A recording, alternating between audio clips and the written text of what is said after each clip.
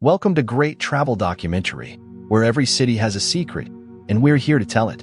San Diego, the city of golden sun, of waves rolling gently against the cliffs of La Jolla, a place where sunsets turn the sky orange above the USS Midway, and surfers glide across the water like the American dream itself is alive and moving. It's where people come to unwind, to fall back in love with life, to find inspiration. But just a few blocks behind the polished glow of the Gaslamp Quarter, that golden light fades. There are no white sand beaches here, only rows of blue tarps weathered by time. The sound of crashing waves is replaced by the roar of traffic overhead. Beneath a highway built to connect prosperity, hundreds of people sleep shoulder to shoulder, tucked into shadows, each with a story no one asks to hear.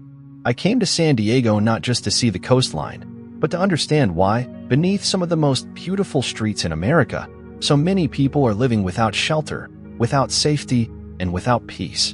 A man looked at me from across the sidewalk. He didn't ask for anything. He just said, "Do you know what the street smells like when you sleep on it? Not like bedsheets. Like melted plastic, damp cardboard, and sometimes pure desperation." This isn't the San Diego you see on postcards. This is the part of the city that doesn't make it into the travel brochures, but it's growing louder, more visible, with every passing day. If you're ready to step into the unseen side of San Diego, where forgotten stories are waiting to be told, drop a 7 in the comments below. That's where our journey begins. Just beyond the shadow of palm trees and polished boardwalks, there's a parallel version of San Diego, one built not of stucco and steel, but of tarps, tents, and silence. As of early 2025, more than 10,800 people are experiencing homelessness across San Diego County. That's not just a number, it's a surge, a nearly 4% increase from the year before, and the majority, over 60%, are unsheltered. No roof, no locked door, no pause from exposure. Walk under the freeway interchange near SeaWorld. Locals call it the island. It's a no-man's land hemmed in by concrete, choked by exhaust, and constantly rattled by the thunder of cars overhead. Tents are pitched shoulder to shoulder, stitched from plastic sheets and duct tape. The ground trembles every few minutes. The air tastes like gasoline. People don't just live here. They age here, argue here, cry here. And sometimes they die here, quietly and unseen, just steps away from lanes of tourists rushing toward beach resorts. But these aren't the caricatures you might expect. Not just addicts or loners or shadows in the night. Here, you'll find grandmothers and grandfathers, many of whom have never been homeless before. They once raised families, paid mortgages, contributed to communities. Now, they're sleeping on sidewalks. 1 in 5 people living without shelter in San Diego today is over the age of 60. And then there are the veterans, men and women who once wore the uniform and served this country. Some live with untreated PTSD. Others carry injuries you can't see. Many were failed by the very system they fought to protect. There are also families hanging on by threads. A hospital bill, a job layoff, a car breaking down. That's all it takes for a single parent with 2 kids to go from barely getting by to nowhere to go. The faces of homelessness in San Diego are diverse, but the pain is shared. Roughly 58% are white, 34% Hispanic or Latino, 22% Black or African American, a racial imbalance that tells a deeper story about inequality and opportunity in this city. What's most haunting isn't just the number of people suffering, it's how visible the suffering has become. You don't need a map to find it. Just walk a few blocks beyond the nightclubs and rooftop bars. You'll see tents lined along sidewalks. A woman brushing her teeth with bottled water. A man staring into the distance, unmoving, as if waiting for anything to change. And still, most people keep walking. We've grown used to stepping around human lives. Homelessness isn't a single thread. It's a knot tightened by economics, trauma, and policy failure, pulled tighter with each passing year. 1. The cost of survival. San Diego is a coastal paradise for some, but for others, it's an economic trap. In 2025, the median rent for a 1-bedroom apartment in this city has climbed to over $2,800 per month. That's not luxury living, that's average. And for many full-time workers, even with steady jobs, housing has become a mirage. The city keeps building, but not for everyone. Luxury condos rise over blocks where the people who clean those very buildings sleep in their cars. A recent study from the California Housing Partnership found that San Diego needs over 96,000 affordable rental homes to meet current demand. That's not a gap, it's a canyon. And when half of renters spend more than 50% of their income on housing, it leaves almost nothing for food, medicine, or the unexpected. So when life throws a curveball, a hospital stay, a job cut, a blown transmission, there's no cushion, only the fall. 2. The weight of the invisible. But not all homelessness starts with eviction notices. For many, the roots go deeper, into places society refuses to look. According to the San Diego Regional Task Force on Homelessness, nearly 45% of unsheltered individuals report living with a serious mental illness. Another 36% struggle with substance use. Many live with both. Yet behind every number is a face, and behind every face, a story. We ask people to get better before they receive help. But how do you heal when the shelter is full, when rehab has a wait list, when the line for caseworkers never moves? Healing isn't linear. And here, it's rarely possible without help. 3. Systems that stall. Even when the will exists, the system stalls. Housing departments, mental health providers, addiction recovery centers, they don't always talk to each other. A person might qualify for one service, but not the others. Or worse, they fall through every gap at once. Permits drag for years. Zoning rules slow progress. Public hearings become battlegrounds of not in my backyard. Meanwhile, emergency shelters pop up as band-aids on a gaping wound. Temporary fixes for permanent pain. We don't lack compassion. We lack coordination. We lack commitment. And most of all, we lack the speed to match the urgency of the crisis. I walked into a quiet patch beneath a freeway overpass in Mission Valley. Morning mist still hung in the air. The concrete walls were stained with years of rain and runoff. But between the cracks, life carried on. That's where I met Lila, a 67-year-old grandmother sitting outside a weathered blue tent, her silver hair tucked into a knit beanie. She offered me a folding chair and a cup of instant coffee, the kind that comes in motel room packets. "You're not the first person to come with a camera," she said, smiling gently. "But most don't stay for the second cup." Lila used to teach elementary school. A stroke forced her into early retirement. Her pension didn't stretch far. When her landlord raised the rent by $400 overnight, she had to choose food or housing. She chose survival. She pulled out a tattered photo of 2 grandkids in Halloween costumes. I FaceTimed them on Tuesdays. "That's the deal. They think I'm on a long vacation." She laughed softly. "What do you call this?" "Room service under the bridge." A few tents down, Malik, 28, was fixing a bike tire under the rising sun. A former Marine, he returned from Afghanistan with medals and nightmares. He says he can still smell diesel and blood some nights. "They trained me how to survive war," he said, tightening the bolt. "No one taught me how to survive coming home." He spent 6 months in shelters before giving up. Now, the quiet hum of his portable radio is his only companion. "I don't want a handout," he told me. "I just want a place where I can close my eyes and not be afraid." These aren't stories meant to make you pity. How silence settles like dust. How, in the middle of America's finest city, lives unravel in slow motion. Part 5. Support Systems Great Travel Style. As night falls across San Diego, another city begins to stir, one built not of steel and concrete, but of compassion. It starts with the sound of footsteps echoing under an overpass. A soft voice calls out into the cold. "Hot meal here. Bottled water. Need a blanket." A volunteer in a red jacket moves slowly between tents, carrying a cart filled with winter supplies. Behind her, a van hums quietly, its back doors open to reveal stacks of sleeping bags, first aid kits, and instant soup cups. No spotlight, no ceremony, just service. Her name is Ava.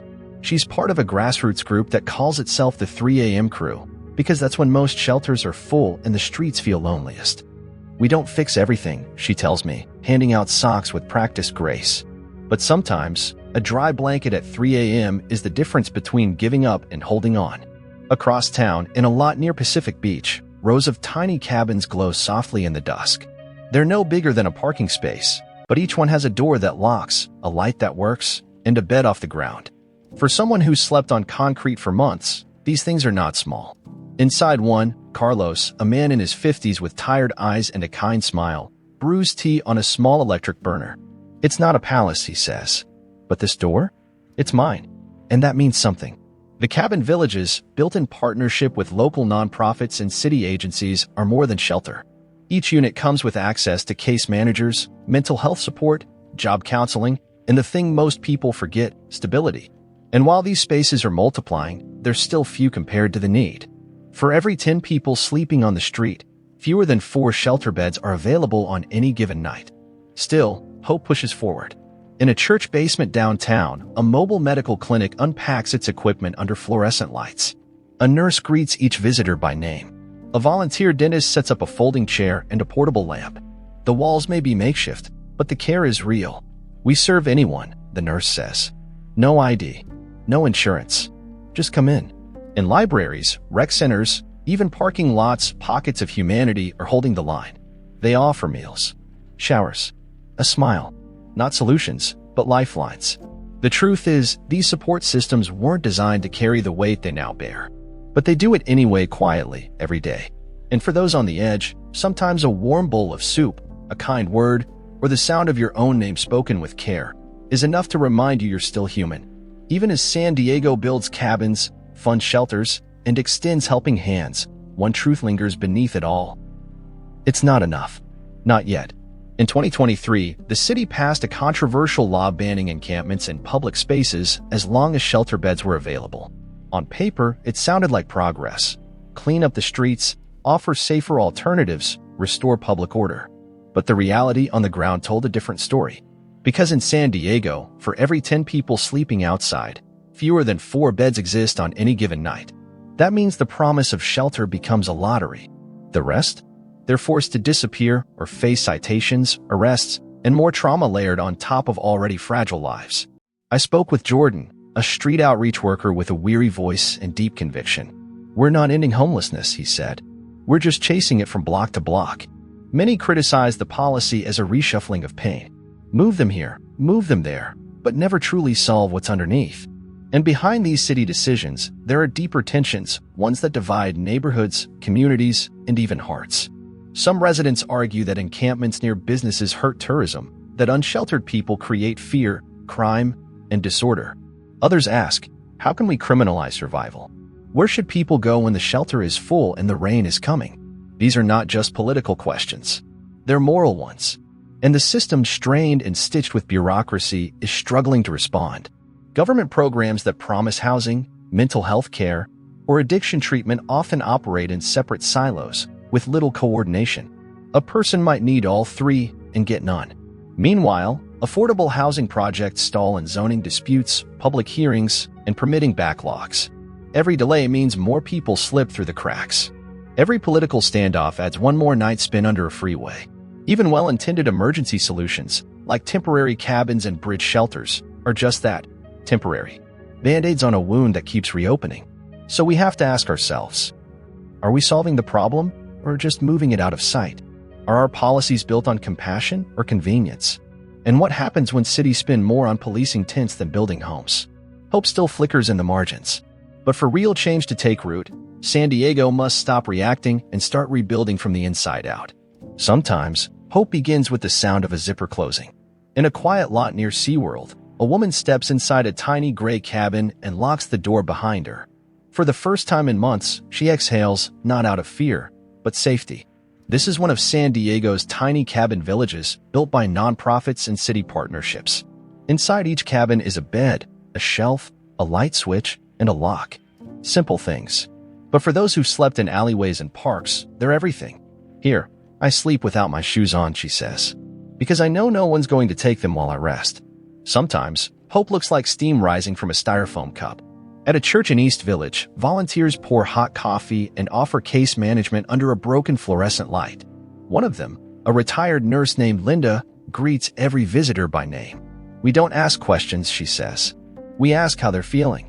In 2024 alone, transitional programs like this helped over 1,800 people find temporary or permanent housing. It's not the end, but it's a beginning. Sometimes, hope hides in blueprints and dusty lots. Since 2022, the Bridge to Home Project, a partnership between San Diego and the U.S. Department of Housing and Urban Development, has launched over 3,000 new affordable housing units. These aren't just apartments. They're designed with wraparound care, job training, mental health support, healthcare access, homes that heal. But with more than 11,000 units still needed, the work is far from over. A city official tells me, we're building not just roofs, but roots. And sometimes, hope is a song hummed quietly while folding laundry. Inside a former hotel now converted into a supportive housing complex, Carlos, a once homeless chef, hums an old bolero tune while preparing for his first job interview in 2 years. "I used to make soufflés for tourists in La Jolla," he smiles. "Then I lost everything. Now, I'm learning to stand again." He doesn't call it a comeback. He calls it a continuation. In the face of broken policies, what's working is people. Neighbors, nurses, builders, strangers, each refusing to give up. Each reminding us that change doesn't always arrive with fanfare. Sometimes, it walks in quietly, offers a blanket, builds a cabin, says your name. Not everyone is saved. Not yet. But every person helped is a seed planted. And in the cracked pavement of this city, those seeds are starting to grow. On one side of town, hotel curtains are drawn shut as ocean waves echo beyond balconies. On the other, a man curls beneath an off-ramp, using a jacket for a pillow and a guardrail for shelter. And in the space between those two worlds, a question hangs, unanswered, uncomfortable, urgent. We've built a city where some people walk barefoot through beach foam, while others bleed through the soles of their shoes just to get through the day. What kind of paradise leaves part of its people in the shadows? What kind of success story is told when 10,000 voices sleep silently beneath the noise? Some things don't need music to be moving. Some truths are loudest in the quiet. If this story opened your eyes or touched something deeper, tell us in the comments. And if you believe these lives deserve to be seen, type 8 below. This is Great Travel Documentary, where we tell the stories the brochures leave out, and where travel is not just about where you go, but who you're willing to see. Subscribe, like, and share because the journey isn't over. And somewhere out there, someone is still waiting for their story to be heard.